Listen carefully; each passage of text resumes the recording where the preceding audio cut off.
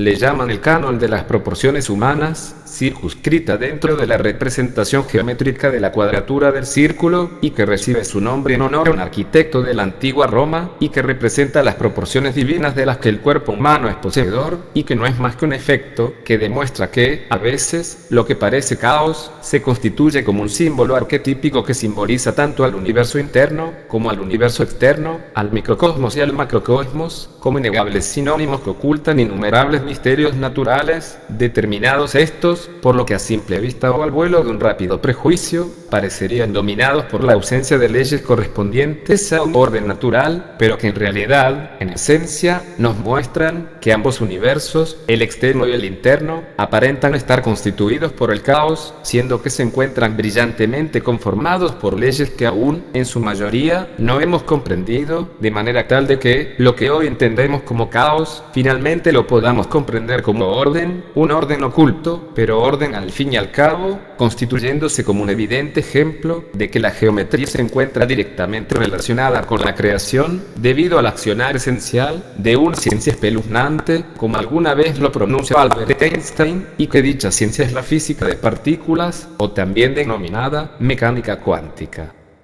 A estas supuestas proporciones provenientes desde lo divino, los griegos las llamaban proporción áurea o la divina proporción, y que se constituye, matemáticamente hablando, como la razón media matemática entre la suma de la unidad más la raíz cuadrada de 6, dando un resultado dentro del conjunto de los números irracionales, pero que, tanto su parte entera como sus dos primeros, de sus infinitos decimales, son muy representativos, tal como lo son los tres primeros números de pi. Y esta razón áurea, de la que estoy refiriéndome, se denomina en geometría como el número griego phi, o también como el número griego tau, es decir, dicho número representa el valor resultante de la relación media de dos segmentos consecutivos, y la suma de ellos. Euclides expresó lo siguiente, respecto del número áureo, o número de oro. Se dice que una recta ha sido cortada en extrema y media razón cuando la recta entera es al segmento mayor como el segmento mayor es al segmento menor.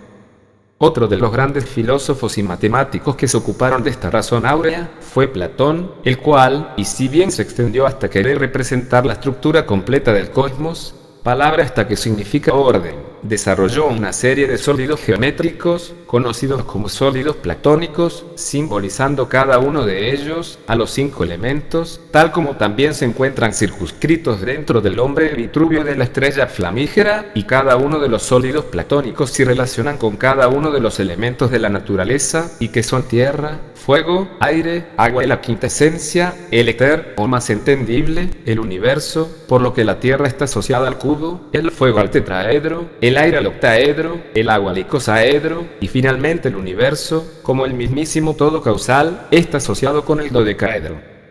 Y en relación a los sólidos platónicos, los cuales encierran, en esencia, a aquel número áureo, aquella divina proporción, tal como el hombre Vitruvio, podemos hacer interesantes abstracciones respecto de cada uno de ellos, ya que, por ejemplo, la Tierra se encuentra asociada al cubo, cuerpo geométrico que demuestra la solidez en sí misma y por sí misma, la conjunción de ángulos rectos dentro de 6 caras o planos cuadrados, simbolizando la solidificación, la perfección y todo lo contrario, lo volátil y disperso. En cuanto al tetraedro, el cuerpo que simboliza el fuego no es más que una pirámide triangular, tal cual lo hace una fogata que se eleva desde la tierra hacia el cielo, de tal manera que describe una forma piramidal, palabra esta que esconde el prefijo pira, que del griego significa fuego, el cual transforma la materia, es decir, lo que hay en la base de la pirámide, en energía, es decir, su pináculo, por consiguiente, es una transmutación del cuerpo en espíritu.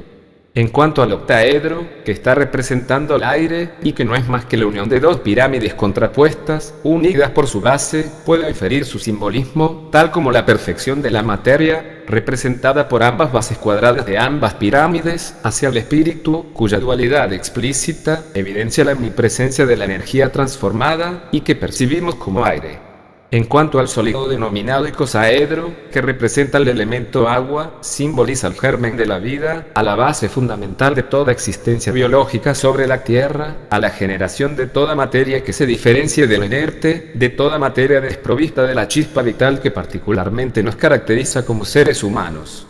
Y el último sólido, el que simboliza al mismísimo universo, al éter, a la quinta esencia, al ki, al prana, a la corona keter del árbol sefirótico de la cábala, a la cima flamígera de la pirámide inacabada, a lo que se encuentra más allá del final superior de la escalera de Jacob, al vértice superior de la estrella flamígera, al pináculo esférico del caduceo, a nuestra glándula pineal, a la conciencia del yo alcanzada por el acto de devastación de los egos, al lugar mismo en el que, dentro de un templo sagrado, ocupa el egregoro y un largo etcétera. Dicho sólido es el dodecaedro, que con sus 12 caras pentagonales reúne y contiene a todos los demás sólidos platónicos antedichos, uno dentro del otro, hasta que una recta y el punto sean la mínima expresión, tal como el universo contiene a la Tierra, y esta a su vez a los demás 4 elementos, y estos a su vez a los átomos.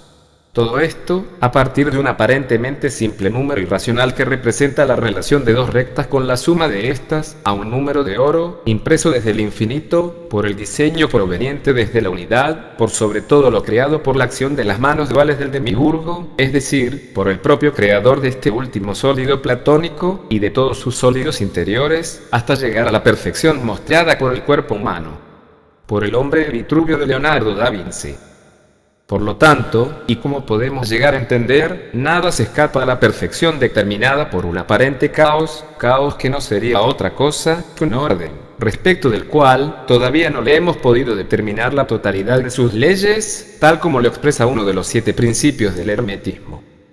Pero hay más respecto del hombre Vitruvio, ya que debemos recordar que las proporciones del mismo se encuentran determinadas por un número irracional, simbolizado por 2 letras griegas, Phi o Tau, y es en esta última letra, la letra Tau, en la que me detendré a hacer una interesante analogía, ya que representa, siempre desde mi punto de vista, a la novena sefirot cabalística, al Yesod fundación, que no es más que la serpiente, actuando como un poderoso arquetipo de los misterios de la sabiduría, también oculta la muerte simbólica que es vencida por el sacrificio, tal como Cristo lo hizo sobre su propia cruz. Tau es la cruz de los elegidos, es un símbolo femenino de las diosas madres, principio que se conforma como el propio origen de los dioses masculinos, tal como Cristo, que con su cruz Tau femenina fue el punto de partida para su apoteosis, para su posterior transformación en Dios, luego de su previo sufrimiento y muerte. Y sin dejar de lado al Cristo crucificado, no hago más que pensar en sus analogías posturales con el hombre Vitruvio, ya que ambos se dispusieron de forma tal que representan todos los principios y misterios universales que hacen necesario que el hombre pudiera entenderlos, ya que, si este hombre light, egoísta e individualista de hoy en día, con sus egos exaltados por la acción de las diferentes metodologías propagandísticas y de mercadotecnia, no acepta que la belleza proveniente desde el sufrimiento y del sacrificio, algo inentendible para muchos y solo comprensible para unos pocos, sufrimientos aquellos que nos impone la vida misma y que son parte necesaria y no así suficiente del maravilloso y trabajoso proceso que nos lleva a transformarnos en dioses de nosotros mismos, de llegar a nuestra tan necesaria apoteosis, tal como lo hizo Cristo, en alcanzar el éter, en alcanzar la cima de la pirámide, el despertar de nuestra conciencia, en terminar de ascender aquella escalera de Jacob, tal como Jesús, luego de finalizado su ritual, justo al tercer día de su paso por su muerte simbólica, ya que todos debemos morir, para poder llegar a ser dioses de nuestro propio microcosmos, para luego serlo hacia el exterior.